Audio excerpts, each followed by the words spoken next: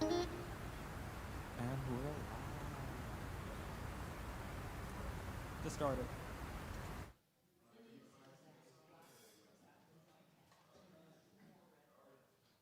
So we'll give an update.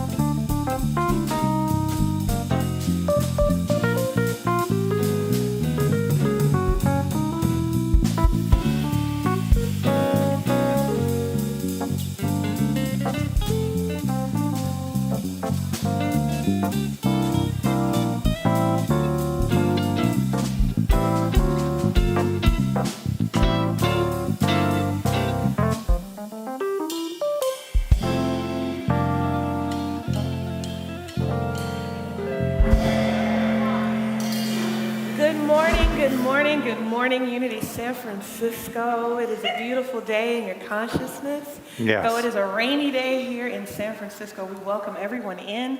My name is Misa Malone. I'm the Minister of Music here, and on platform with me is... My name is Tyler Kruger, one of your prayer chaplains here at Unity San Francisco. Good morning. Good morning, good morning, good morning. So, another week, yeah? We made it to this day. That is a blessing, is it not? Right, to be here. To be here, to be here. present, Right. to be in the present and in the presence of everyone around us, and just to sit and have another opportunity to dive deeper into this beautiful teaching. Yes, and the teaching that reminds me to be present, that no matter what's going on in the world, which even this week there's a lot going on that can distract me and pull my attention, Yes. but to remind myself periodically, including Sunday mornings, to go within, to draw my attention to things that are eternal, not so temporal. Indeed, indeed.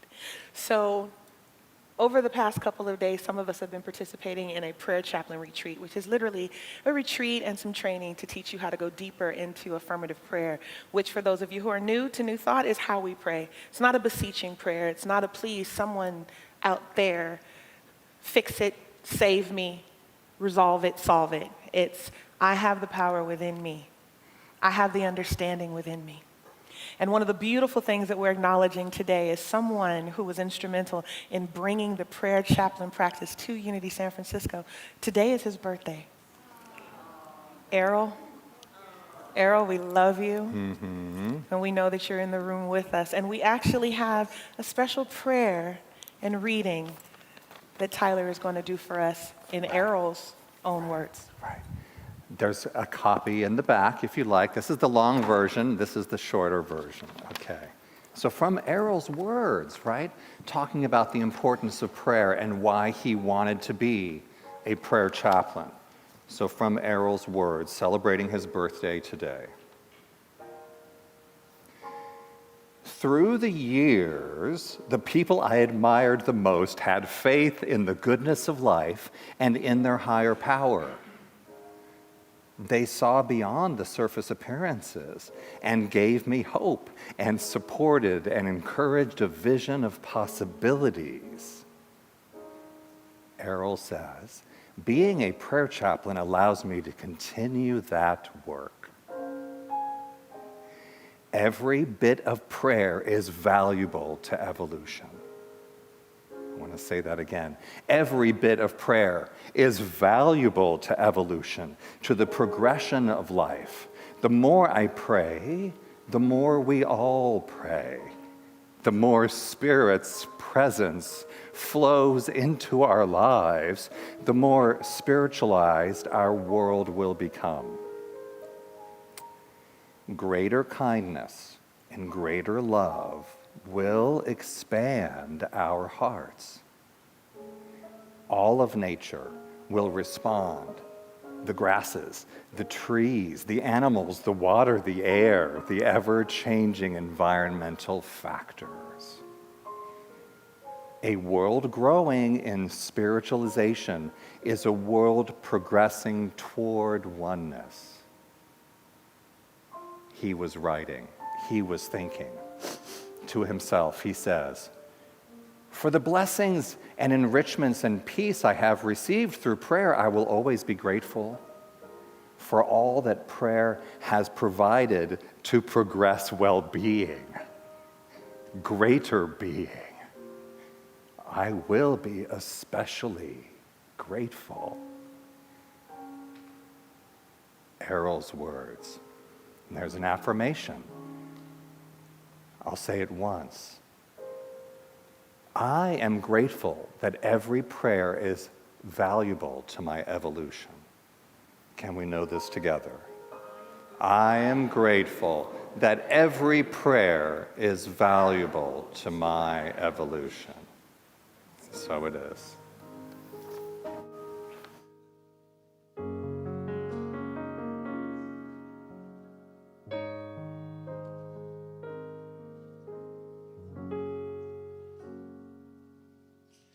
This inner space has the power to set us free. It's the cavern of creation and the truth of you and me. This inner space, an eternity of time. It's the moment of the holy now and the allness that is mine.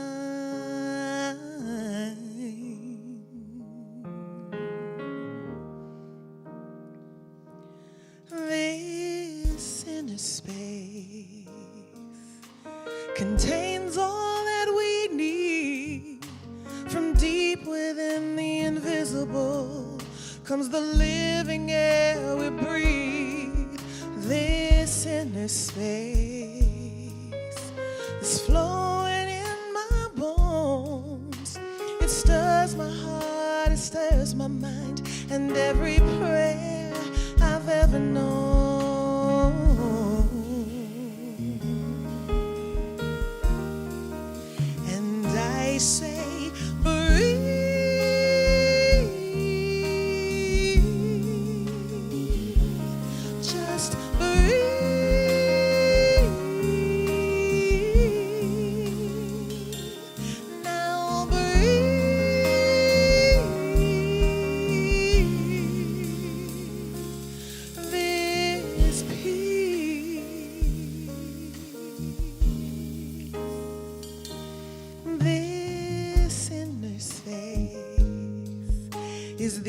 ocean of our souls.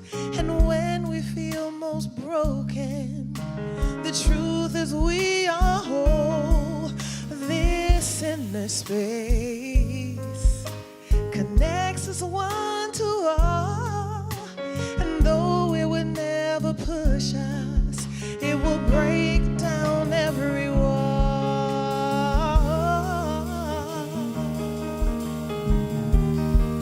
So I say, breathe.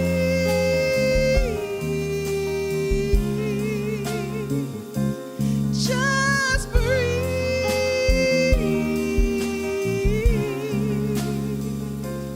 Now breathe.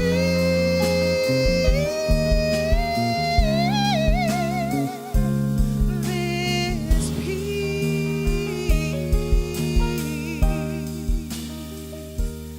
this inner space invites us to renew.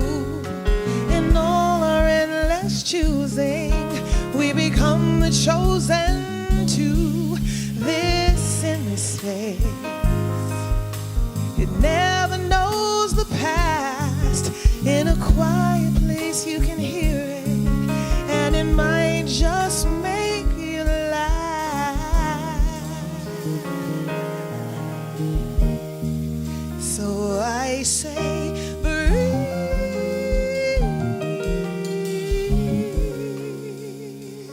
Just breathe.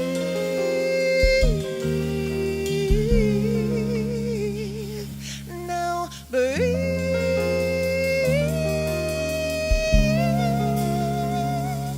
This peace, I say, breathe.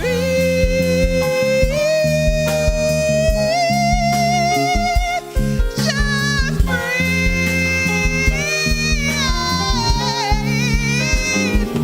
Now breathe.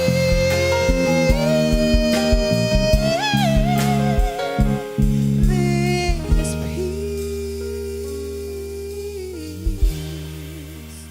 of this inner space.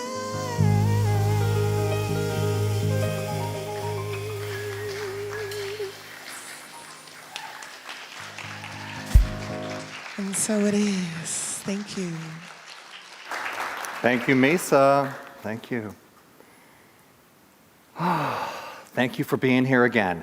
Everybody here in the sanctuary, everybody online, thank you for coming together. We practice that inner space, that returning to a deeper knowing, to that contemplation and reflection of things that are eternal. That is why we are here practicing. No matter what's going on in the world, and there is a lot going on.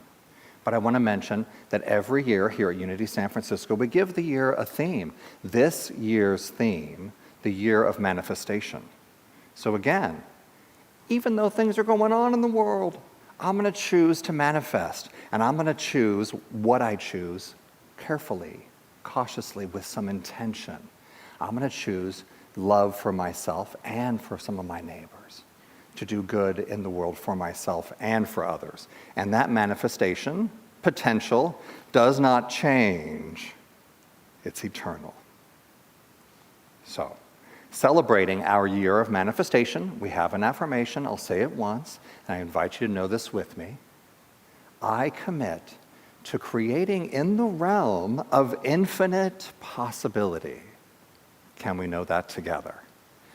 I commit to creating in the realm of infinite possibility. And so it is. All right, and also want to draw your attention to the Sunday Bulletin. If you don't have a Sunday Bulletin, please raise your hand. One of our ushers will bring you one. And inside of the Sunday Bulletin is a spiritual connection card. We just ask you to fill this out. Let us know who you are, how you found out about Unity, whether you've been here 1,000 times or it's your first time, just fill us out. We're going to drop it in the offering basket a little bit later in the Sunday service. And if you're online, there's a connection card link dropped in the chat.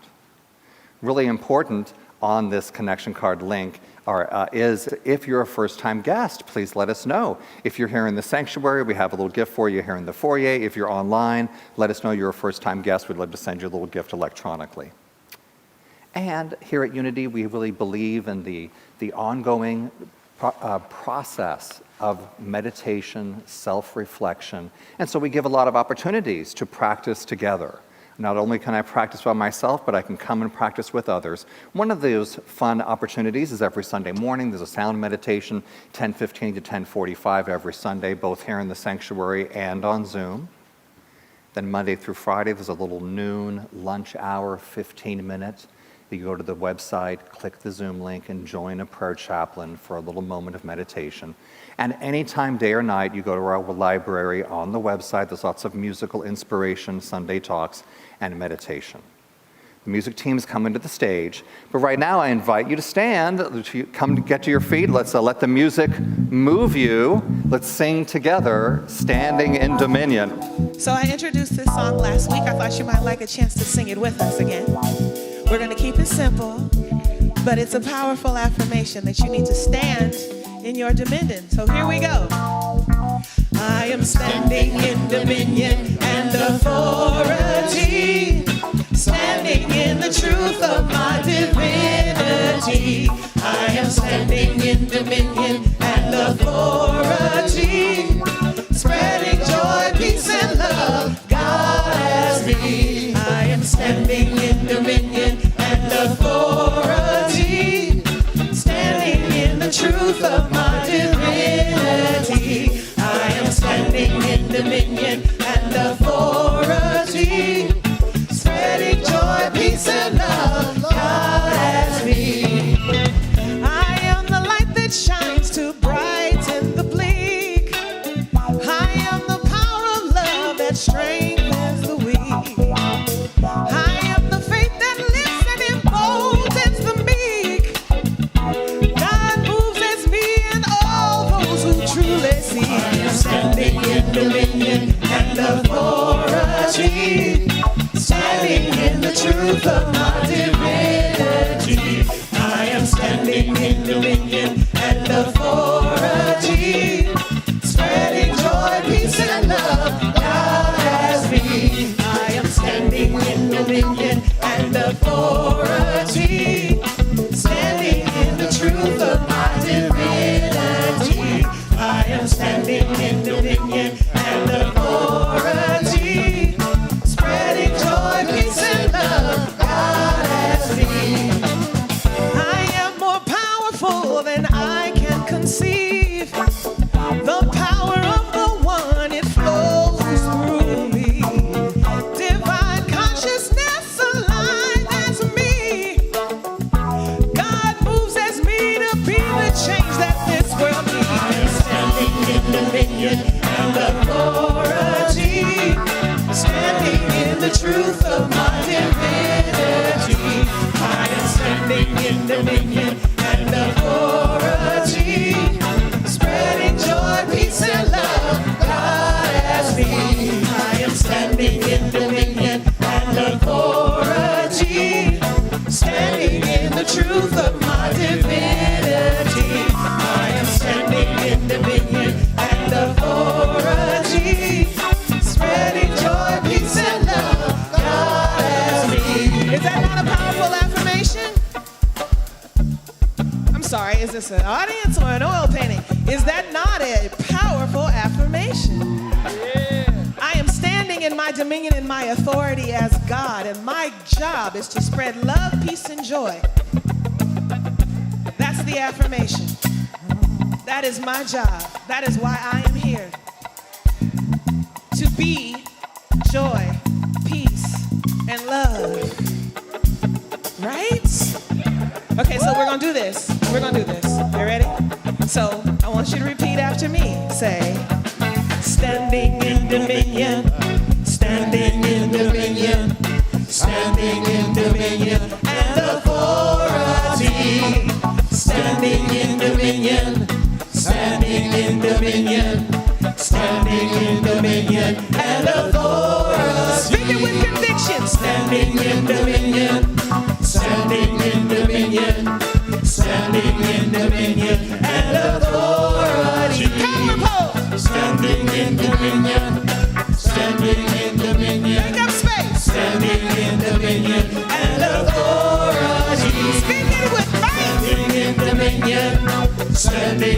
dominion, standing in dominion and authority. Yes, standing in dominion, standing in dominion, standing in dominion and authority. We have reached our time of meet and greet. Please greet your neighbors with a handshake, a hug, a toe tap. Please remember that not only are you God, but the person you're hugging is God as well. Happy Sunday. Standing in dominion and authority. Standing in dominion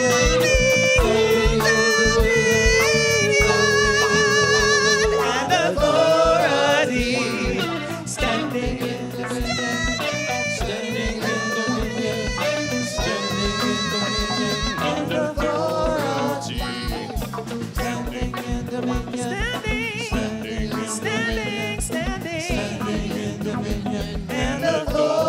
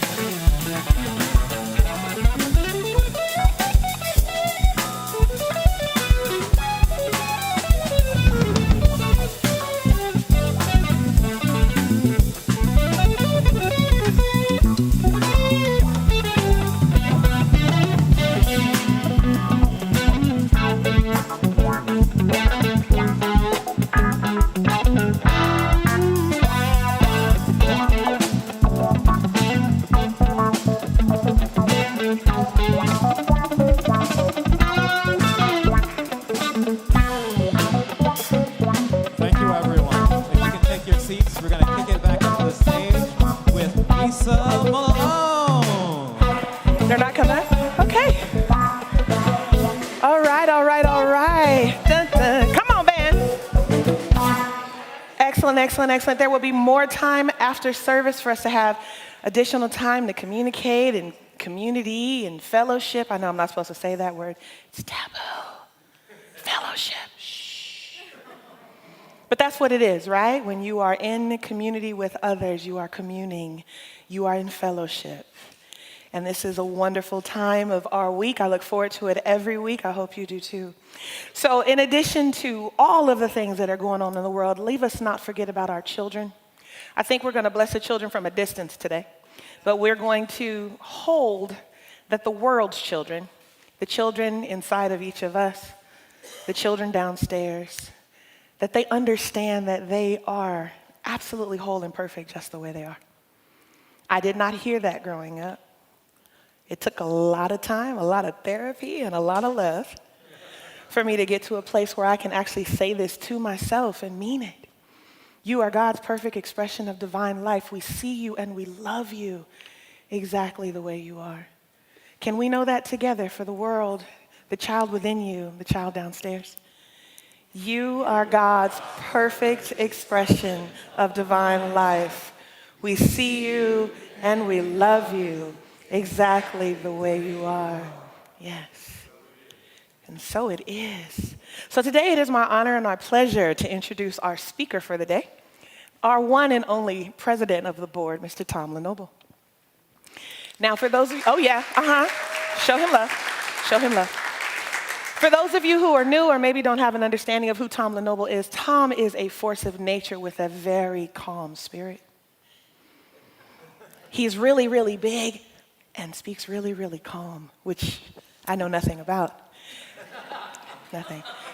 But his story, his journey, his path, not only is it remarkable, it's almost fantastic in the way that a good fantasy novel is fantastic, right?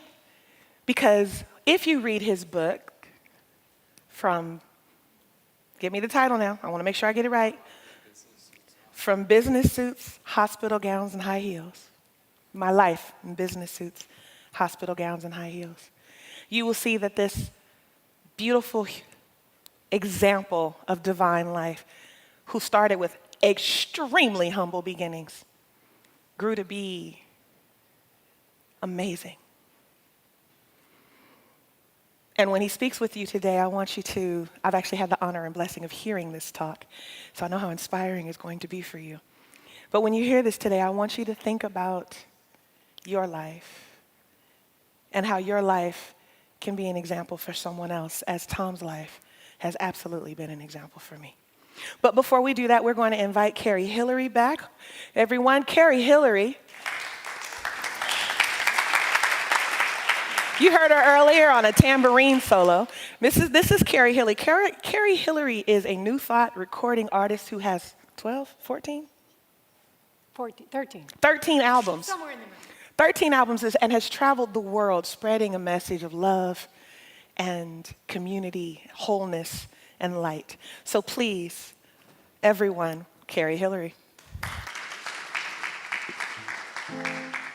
Thank you. Thank you. And I'm so delighted to work with Tom this morning. And I loved his book. I can't recommend it enough.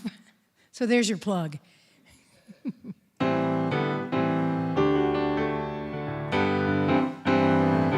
Life's not about just getting by, giving up hope, and trying to survive. It's about faith in things unseen, creating our own field of dreams. And while we're here, we might as well dance, laugh and sing, whirl in trance, lose the fear, take a chance. 'Cause while we're here, we might as well dance, rewrite the rules, relearn the games, nothing to lose, everything gained. Let's live in joy and move through the pain, 'cause we're here to thrive, that's why we came. So while we're here, we might as well dance, laugh and sing, twirl and dance, lose the fear, and take a chance. While we're here, we might as well dance. We're moving on, we're reaching out, living our dreams, what it's about, and learning to trust, setting us free, embracing all our lives can be. While we're here, we might as well dance, laugh and sing, twirl and prance, lose the fear, and take a chance. While we're here, we might as well dance.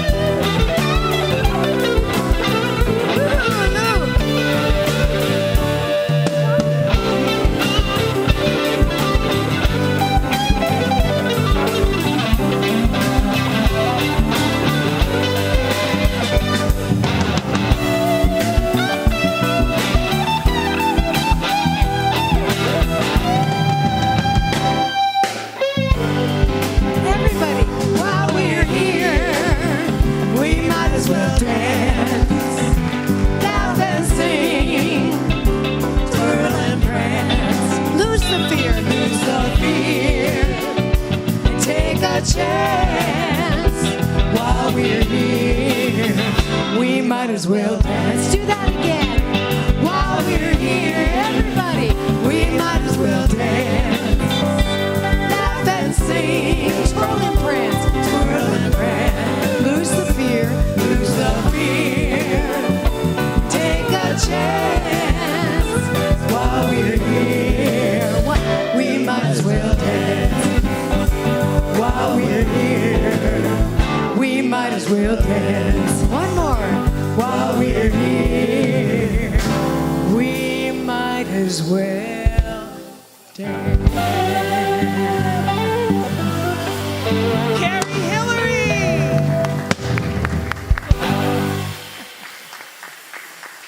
Thank you. Excellent.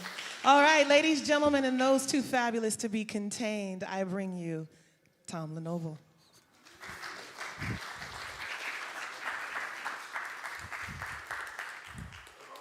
Oh, you know, that's how this week has been. You know, as if there's not enough going on in the world, I have to go off script for a moment and share with you, maybe pull up a chair, the highs and lows of this week. Last Sunday, I spent Easter with a 4-year-old. I went to visit my best friend. We call ourselves twins. I'm 30 years older than she is, but people get a little freaked out when we say we're twins, but we are. But I went and spent it with her family, and we were, you know, pony rides and face painting and Easter egg hunts and live animals that I got in trouble because I tried to let them go. And, you know, the joy of life through a 4-year-old. Do you remember? I came back home that evening.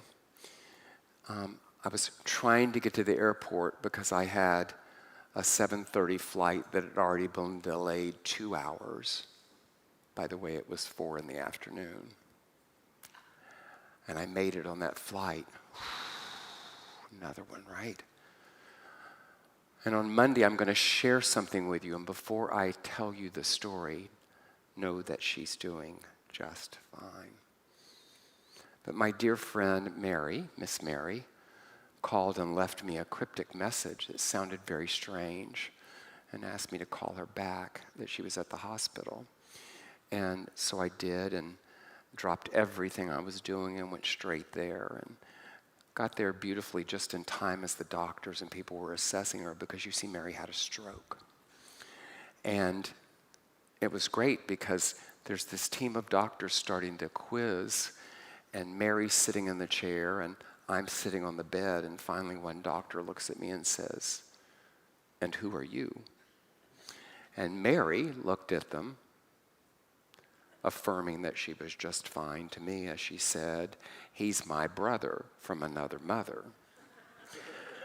The room all quieted down, and what was given to me by God, universe, love, was that I was present when they did these assessments, because knowing her for so many years, as they did cognitive tests, I was able to say, "Yeah, that was there before." You know, that's not. No, that one's kind of new. But Mary had a stroke, and she's going to be just fine. She went home yesterday, and she's going to rest for a couple weeks. She sends her loves. She asks for your prayers. If you know Mary, she asks for your prayers and says she'll see you soon. So let's keep her in your prayers.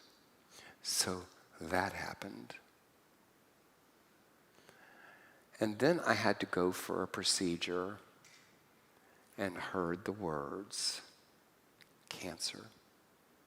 Now, if you know my story, you already know that I've been given 6 months to live 3 times. So I could have reacted to those words, but that was a friend, a terrible gift that I was given. I'll share more about what a terrible gift is with you a little later. I took it in stride, because you see, I already know something. That brings us to this talk today. Good morning. I want to begin with a sentence that may make you a little uncomfortable. Every one of us in this room is living while dying. Now, before you run for the exit, let me share a little bit what I mean. I'm not trying to be dramatic with you, and I'm saying it because it's true. Life is temporary. It always has been, and it always will be. The difference is most of us live as if it's way far away on the horizon until one day something happens to bring it closer to us. You know, for me, that came in 1989 as I sat with a doctor across from me who said to me, "You have 6 months to live." That was the first of 3 times I've been told that. In that moment, I went from business suits to hospital gowns. You know, that flimsy piece of fabric that never ties well in the back. From boardrooms to hospital rooms, from long-term plans to short-term conversations. But what I did not know was that my life was about to unfold in 3 different phases. 3 ways of understanding time, 3 ways of understanding what it means to be alive. Phase 1, living fully without regard to dying. Before the diagnosis, I was living what most would think was a really successful life. I had ambition and energy and lots of momentum. The future felt wide open as I was leading companies and teams and businesses and creating more opportunity. And if I'm honest, death was something that seemed really, really, really far away. I never really thought about it, or certainly not seriously. It was sort of an abstraction, something that happened someday to someone else. I lived fully, yes, but I lived with that quiet assumption that time was abundant. You know, most of us do. We plan for the next year, the next decade, the next quarter. We postpone conversations. We delay risks. We assume there will always be another opportunity, another introduction, another moment to say what we meant to say. And the truth is, for many years, my life worked and moved forward just like that. Driven, productive, and very, very busy. But like many people who are moving quickly, I did not stop very often to think of a quiet, deeper question. What am I doing? Became, why am I doing it? Life was full, but it was automatic until it wasn't. Phase 2 came along. Living fully while being told that I was dying. When a doctor tells you that you have 6 months to live, something remarkable happens. The noise disappears. All things that you thought were urgent somehow lose their volume. Deadlines, titles, statuses,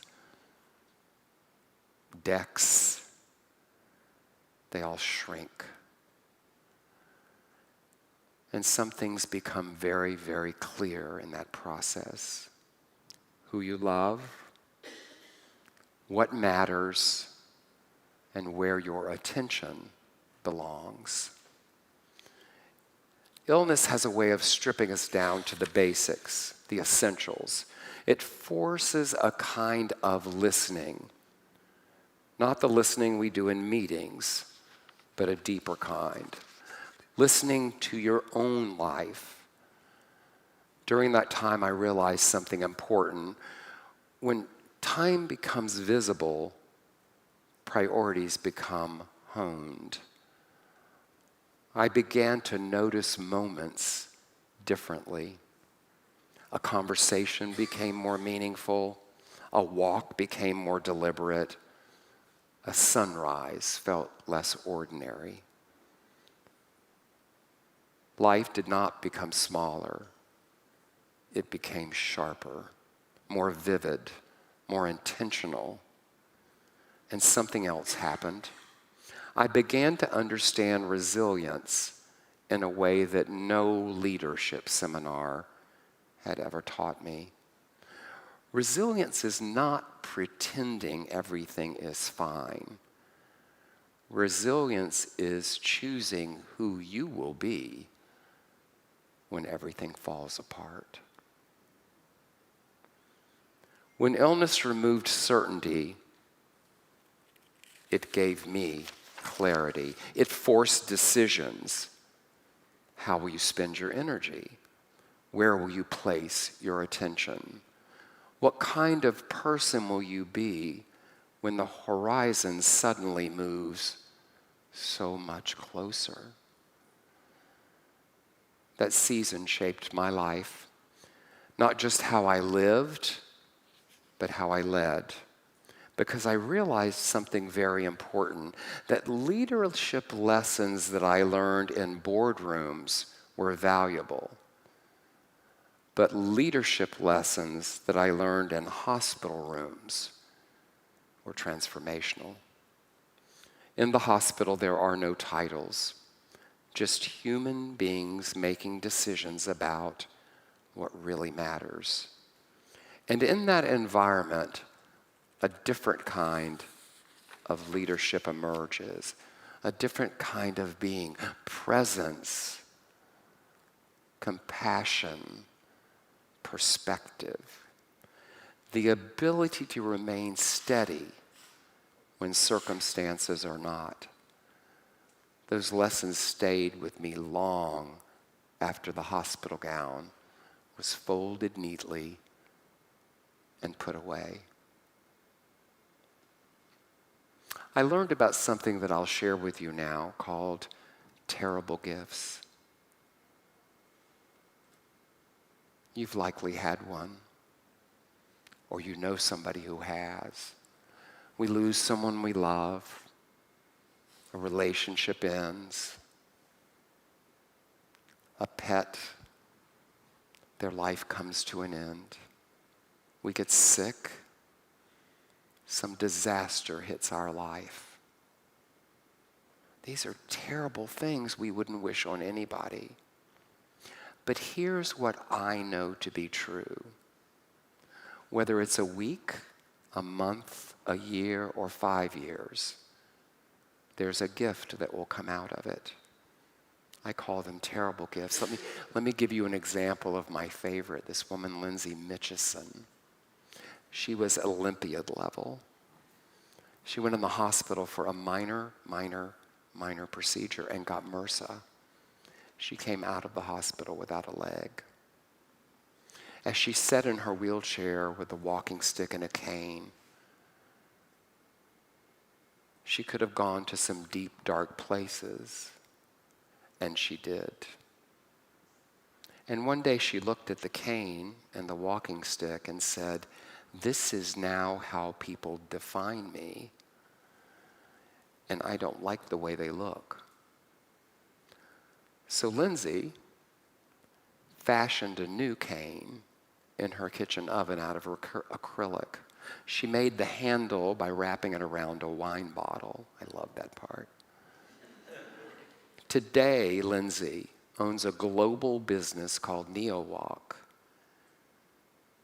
She makes the most beautiful canes and walking sticks because her mission became that when people see somebody, rather than see a disability or a weakness, they see something beautiful.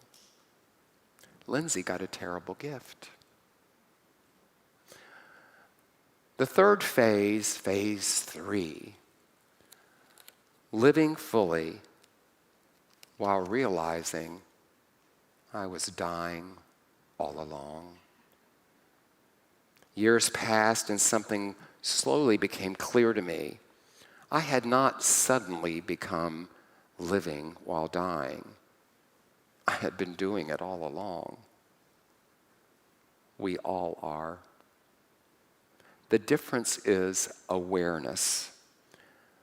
Most people live their life as if it's permanent until something comes along and reminds them that it's not.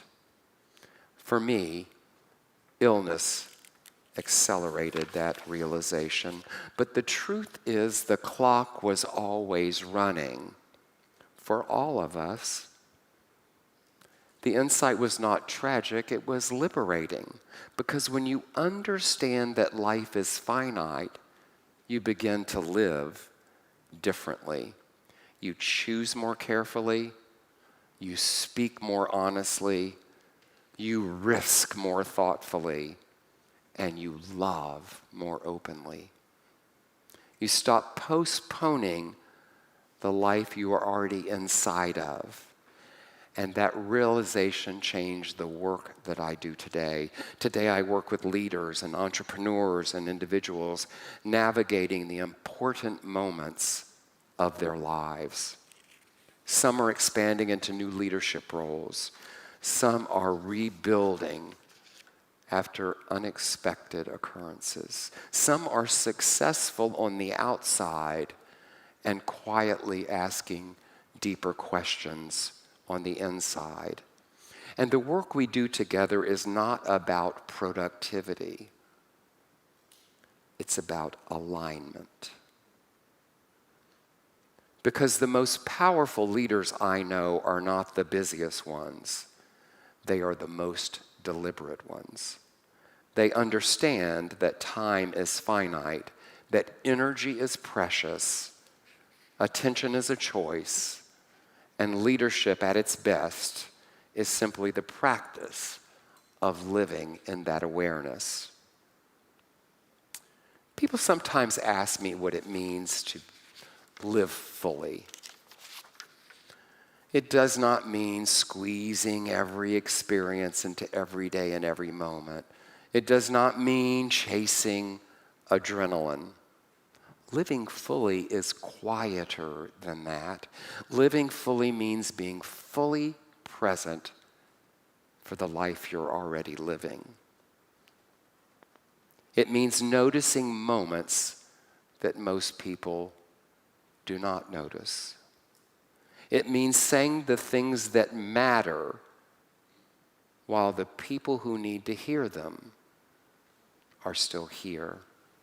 It means choosing courage when comfort would be much, much easier. It means building something meaningful even when the outcome is uncertain. Living fully is not about pretending death does not exist. It's about allowing the reality of life's limits to sharpen how we live. So I want to leave you with a question. It's not a complicated one, it's just a quiet one. If you knew your time was limited, how would you live differently? Who would you call? What risk would you take? What conversation would you stop postponing? What part of your life would you finally choose? Now, here's the part that really matters. Your time is limited. Mine is too. For some of us, that horizon appears closer than expected. For others, it stretches far, far beyond what we can see. But the truth remains the same. We are all living while dying. And that reality does not diminish life. It gives it meaning. Before I go, I want to leave you with one final thought today. 3 different times in my life, a doctor looked at me and said the same words.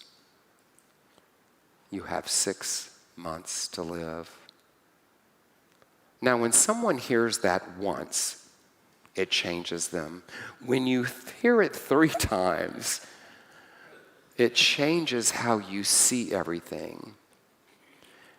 People sometimes assume that hearing those words must have made me afraid of dying. That's not what happened. What it did was make me determined to live deliberately, to live honestly, to live in a way where the small moments matter just as much as the big ones. Because when you sit in a hospital room long enough, you begin to notice something. The things people regret are rarely the things they tried. The regrets are conversations they did not have, their risks not taken, the love not expressed, the life postponed for someday that may never arrive. And that realization changes how you move through the world. You stop waiting. You stop assuming there will be more time. You begin choosing your life now, more generous, more courageous, and more alive. Not because life became easier, but because you finally realized how precious it is. I've been told I had 6 months to live 3 times, and every one of those moments gave me a gift. One of my terrible gifts. Perspective. The understanding that every day is an invitation. The invitation to show up, to contribute, to love, and to lead. To become the person you know you are capable of becoming. So I want to leave you with one simple idea. Do not wait for life to remind you that it matters. Decide that it matters right now. And when you leave this room today, step back into your life with intention. Speak the truth that needs to be spoken. Take the step that you've been delaying. Offer the kindness to someone who might need it more than you realize. Choose courage. Choose presence. Choose the life that was already waiting for you. Because the goal is not simply to live a long life. The goal is to live a full one. Thank you.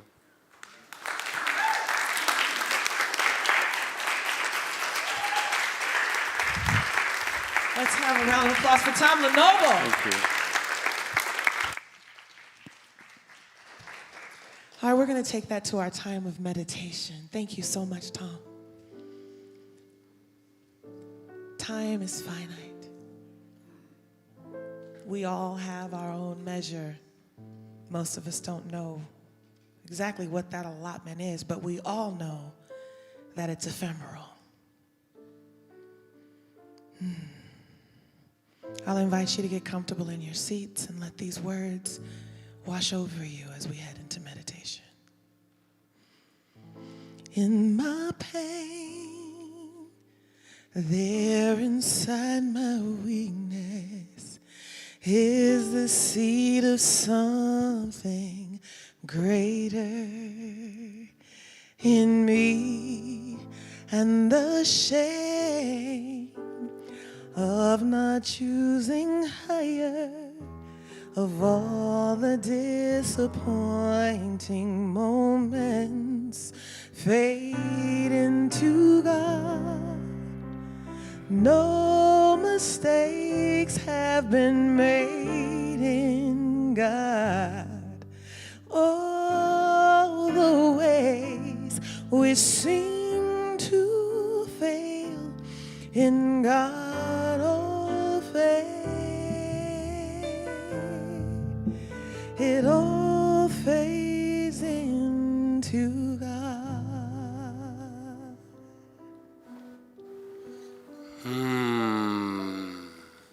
Please allow your feet on the ground, your seat in the chair.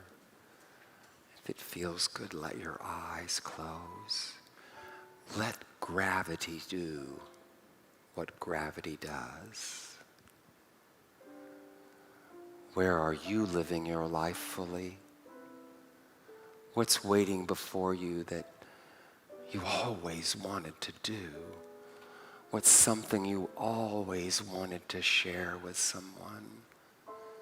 Who could you call today and remind them how much you care and love them? Maybe it's just looking in the mirror this evening and looking in your own eyes and saying how much you love what you see. For you see, we're all living fully while dying. We have this one beautiful life, at least in this body. What will you do today, tomorrow, the coming days, months, and years to honor and live that life fully? And now in the silence,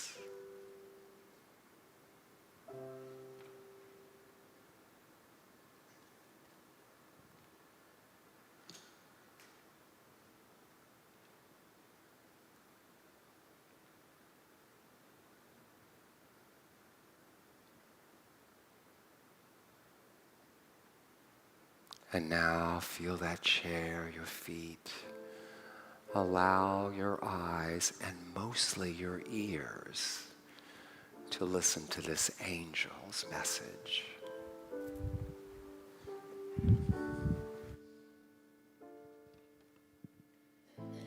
No choice, a prisoner of anguish, in a jail of I'm so lonely, in a jail of all is lost, but the stars shining do remind us the seed will need the darkness to change into new life. No mistakes have been made in God. All the ways we seem to fail in God all fade. It all fades into God.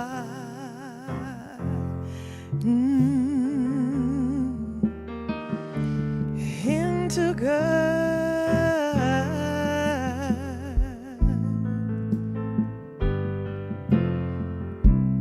In God is the gravity that holds us together.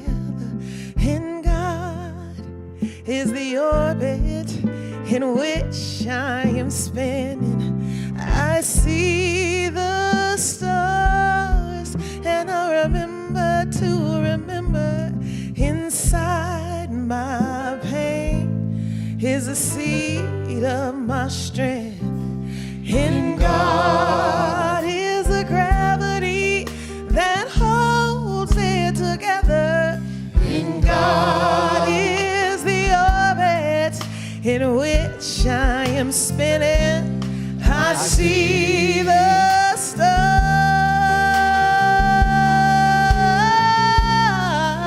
inside. My pain is the seed of my strength. In God is the gravity that holds it together. In God is the orbit in which I am spinning. I see the stars and I remember to remember. Inside my pain is my strength. In God. In God.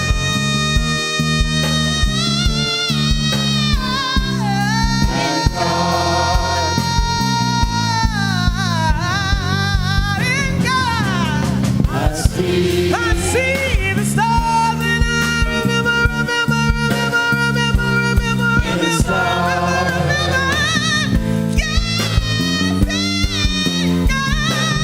In God is the gravity that holds me together. In God is the orbit in which I am spinning. I see the stars. I am a star. Inside my pain is the seed of my strength. No mistakes in God. All the ways I seem to fail in God all fades. It all fades in.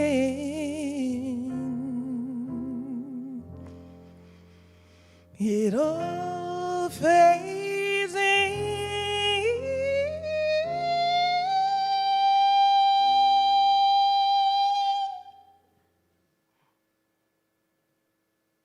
It all fades in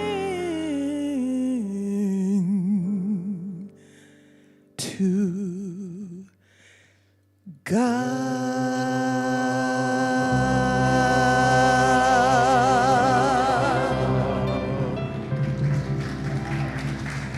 And so it is.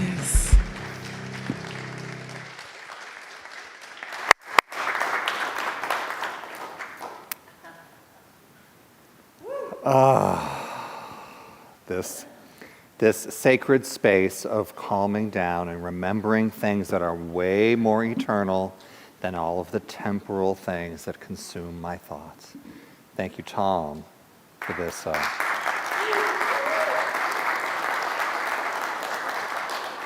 Guiding us gently and with love into a kind of a sensitive subject, that we are all living this temporal existence, but we are also the divine eternal. How to walk both, how to remember both, how to not get caught up in the details and remind ourselves of this larger eternal perspective. So thank you for creating that sacred space for all of us. And I want to draw your attention to the Sunday Bulletin. Inside of there is the connection card, and there are some different practices, and I invite you to see if any of these phrases ring true for you. If they do ring true, then check them off and drop this in the offering basket. It's a way of setting your intention in motion for the week ahead. This week, I choose life now. This week, I'm choosing to lead with love. This week, I choose to follow inner light. And if you're like me, this week, you choose to return to presence. Setting my intention when I'm calm on a Sunday for when I might not be so calm on a Thursday, right? That I can choose ahead of time that I'm going to return to presence, right? Return to love. Set my intention. So we're going to drop this in the offering basket when it comes around in just a moment. Reverend Ken receives these and he holds you in prayer and agrees with you that as you have declared, so it is true for you. And there's always the community connection group, which is right after service. So if you're viewing online, go to our website, click the Zoom link and join us downstairs. If you're here in person, grab a little plate of food and then join us in the Zoom room downstairs for community connection after service. And let's see, we always have a few things going on. I want to always mention the celebration of time, talent, and treasure. So, when I begin to realize that I am the divine, that the wellspring of my good is a never-ending source of love and of givingness, then I can look around in the world and choose, where do I want to give? Not only at my job, not only with my neighbors, but I might choose an organization to give of my time and my talent. And so if you're looking for an organization, we invite you to give right here at Unity San Francisco. Not only with the hospitality team and the music team and the ushers and greeters, but also just with your love, giving to one another here at Unity.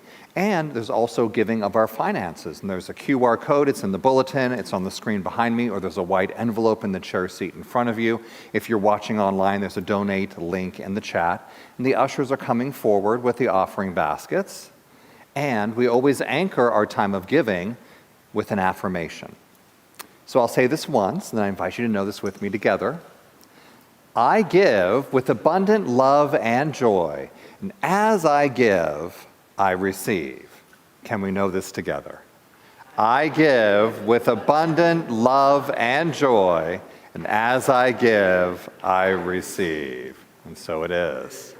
Thank you, ushers. All right, mark your calendar. Coming up in June on the 27th is another march. This is being put on by Indivisible SF and SF Pride, and this is an ally. Come on up, Misa. She's going to help me do the announcements. This is an ally opportunity march. Not only do we get to march as LGBT, but then I get to stand there with Unity, with other people in our country, and say, you know what? I could be trans. Let's go and support our trans friends. Absolutely. Because there is no difference between them and me. Absolutely. Mark your calendar. This is an ally and advocacy event, and I like to tell people, I brought employee resource groups and diversity, equity, inclusion to my company. It's a passion project for me. So there is a difference between being an ally and being an advocate. An ally stands beside you. An advocate stands in front of you. This is an opportunity for us to lean into whichever one is most comfortable for you, because both move the needle. And the reality is that trans in this country are targeted.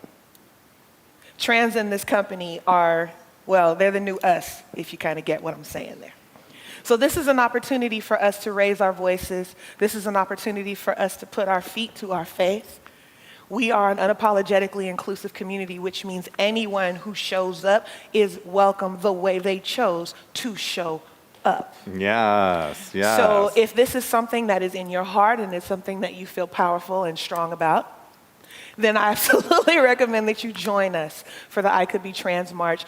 Indivisible was also the organization that just recently did the march we did last month, right? So these are opportunities for us to put feet to our faith, walk our talk, and show the world what being unapologetically inclusive should look like. Nice. Right? Yeah. Join us. Join us. Yes. Right. We always have community groups that are going on here that are going on a monthly rotational basis. We have the men's spirituality group. We have Mindful Miles. But coming up this week is Spiritually Feminine. In 2 days, ladies. Right? 2 days. On Tuesday night. Spiritually Feminine on Tuesday night. Yeah. So sign up, join us. And let's see, what else do we have? Here's If the you want QR to code. join Spiritually Feminine, please QR code, or you can talk to me afterwards, and I'll make sure that you get on our mailing list and in our WhatsApp group so you can understand what's going on. We do have a prayer retreat, a Spiritually Feminine retreat that we're planning for later this summer, so there will be more information about that as well. Cool. Yeah. If you'd like prayer, if anything has touched your heart, be joining with the prayer chaplain after service, the power of agreement for the good unfolding in your life. Yes, and the prayer chaplains, you can identify them. They're the ones in the lovely white stoles that Marty over here is modeling for us. So if something has bubbled up in service for you where you want additional prayer, or maybe you have something you want to celebrate and you want someone to affirm it with you, please see one of our wonderful prayer chaplains and they'll be happy to celebrate with you. Yep.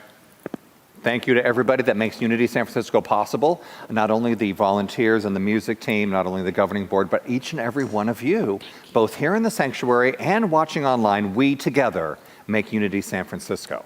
So we have one more final closing song. We invite you to stand to your feet. Let's celebrate together. Yes, please rise as the music moves you as we bring back Carrie Hillary with one of her original songs that we are definitely going to be incorporating into our services moving forward. So please lift your voices and let the love. And don't be shy. No, don't be shy.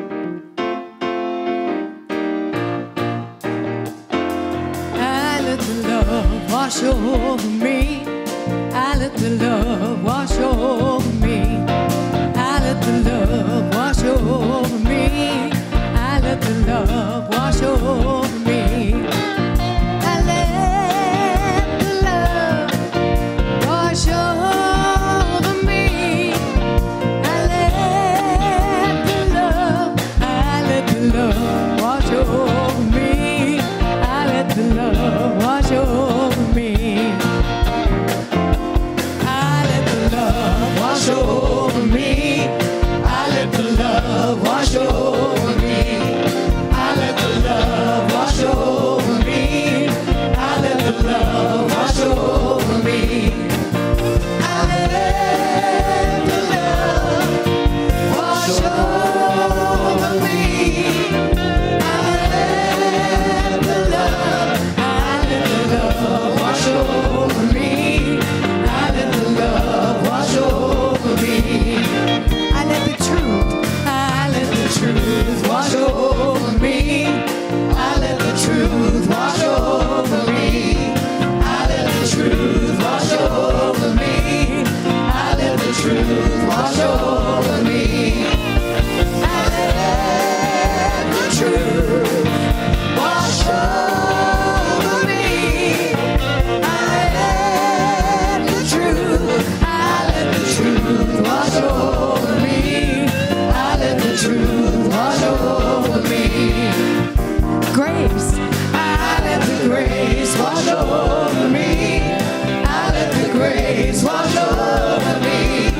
I let the grace wash over me. I let the grace wash over me. I let the grace wash over me. I